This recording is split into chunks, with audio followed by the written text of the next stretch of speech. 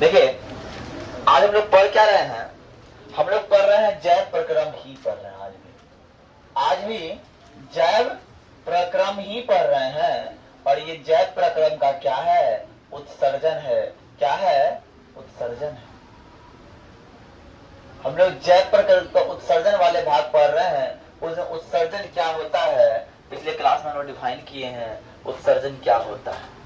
और वृक्क के बारे में जाने थे तो, लेकिन वृक्क सिर्फ उत्सर्जन के लिए आवश्यक नहीं है। उत्सर्जन करने के लिए वृक्क के साथ में मूत्रवाहिनी होती है, मूत्राशय होता है और मूत्र नलिका होता है, मूत्र मार्ग होता है। क्या इसका क्या काम है? ध्यान समझिए। पहले होता है वृक्क, हम समझ गए। उसके बाद होता है मूत्रवाहिनी।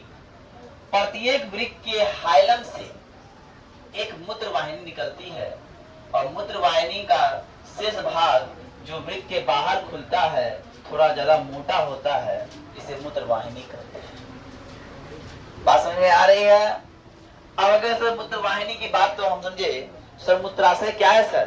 तो मूत्रवाहिनी के पीछे जो मूत्रवाहिनी है उसके पीछे की ओर मूत्राशय में खुलता है।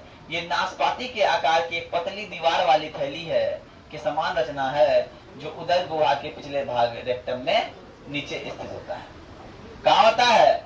उदर गुहा के पिछले भाग, उदर गुहा के पिछले भाग रेक्टम में स्थित होता है। कौन? मूत्राशय। और मूत्राशय के पिछले भाग में एक नली निकलती है जिसे मूत्र मार्ग कहते हैं। और मूत्राशय के जो पिछले भाग में एक नली निकलती है उसे क्या बोलते हैं? मूत्राशय बोलते हैं। सर यहाँ तक बात समझ में आई? हमने वृक्क के बारे में जाना, लेकिन वृक्क के अंदर क्या सब होता है उनके बारे में जानने के लिए मुझे पढ़ना होगा। क्या क्या पढ़ना होगा सर? वृक्क की आंतरिक संरचना। क्या पढ़ना होगा? वृक्क की आंतरिक संरचना। ध्यान समझिएगा। प्रत्येक वृक्क बाहर से एक वृक्क ऐसा वृक्क कैसा होता है? ऐसा होता है वृक्क। होता है कि नहीं? होता है। तो प्रत्येक वृक्क बाहर से एक संयोजी उत्तक, पूरा संयोजी उत्तक से लपेटा होता है। आरेखित पेशियों का एक बना एक पतला कैप्सूल से ढका रहता है। काहे ढका रहेगा? कुछ ढकते क्यों है? उसकी रक्षा करने के लिए। तो यहाँ पे भी एक कैप्सूल नामक कैप्सूल से ढका रहता है कि उसका वो रक्षा करता है, उस पर कोई तरह का प्रॉब्लम। इसके बाहरी प्रांतस्थ भाग में, बाहरी भाग को हम लोग क्या बोलते हैं? इसका प्रांतस्थ भाग बोलते हैं। और भीतरी भाग को अंतस्थ भाग बोलते हैं। क्या बोलते हैं? बाहरी भाग को प्रांतस्थ भाग बोलते हैं, आंतरिक भाग को अंतस्थ भाग बोलते हैं। होती है। और ये 15 पैरामिड जैसी रचनाओं का बना होता है जिसे वृक्क शंकु कहते हैं। वृक्क के अंदर बाहर में पैरामिड के ऐसा कुछ इस तरह का रचना होता है। इस तरह का रचना होता है। मान लो इस तरह का रचना है ना, इस तरह का रचना अंदर में होता है ना। तो उस रचना को क्या बोलते हैं हम लोग सर? उस रचना को बोलते हैं वृक्क शंकु बोलते हैं। अब प्रत्येक वृक्क में ध्यान समझिएगा, प्रत्येक वृक्क में पतली, सूक्ष्म, लंबी, है ना, कुंडलित नलिकाएं पाई जाती है। पाइप कैसा पाया जाता है?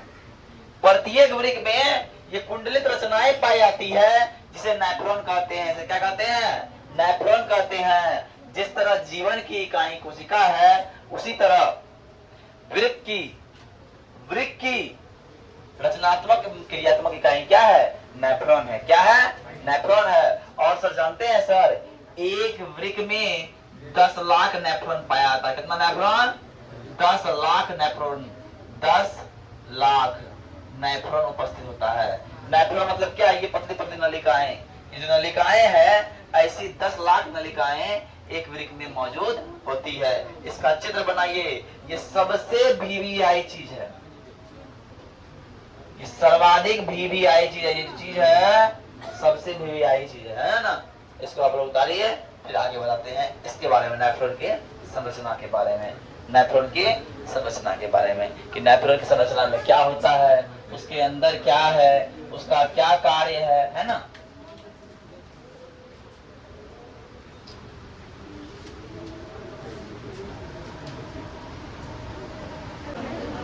अब देखिए, हम बताएं नेफ्रॉन का फिगर के बारे में। इस फिगर को देखते हुए हमको दिखा, कैसा दिखा? पहला चीज इसमें, पहला बात हम जानते हैं कि एक वृक्क में 10 लाख लगभग नेफ्रॉन मौजूद होता है।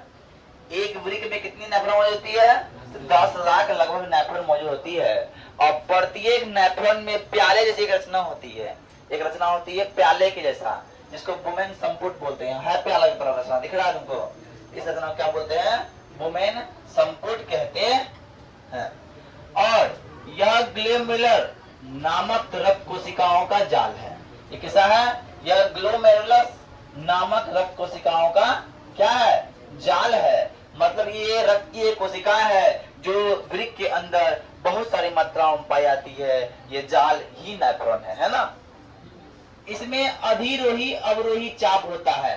अधिरोही और अवरोही चाप होता है। और इसके बीच एक विशेष भाग को हिनेल का चाप कहते हैं। और इसके बीच में एक भाग जो है तो क्या बोलते हैं?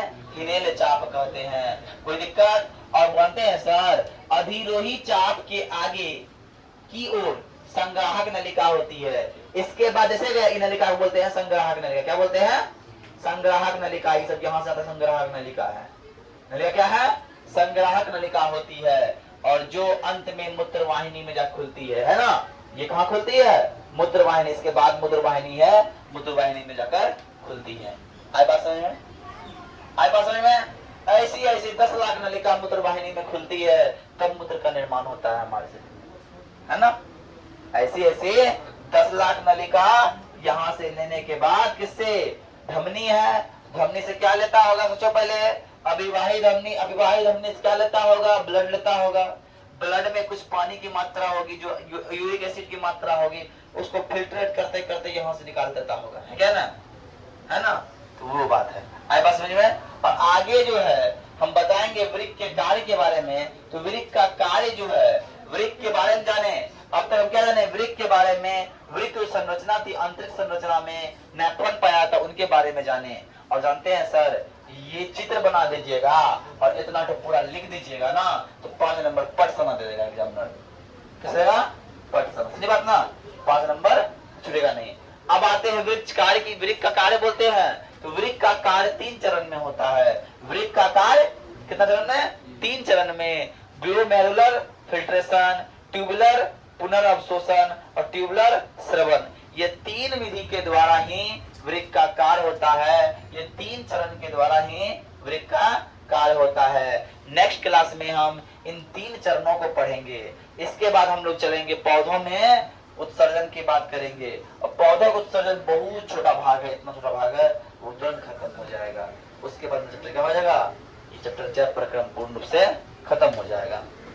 धन्यवाद। आज के लिए इतना है। जय हिंद।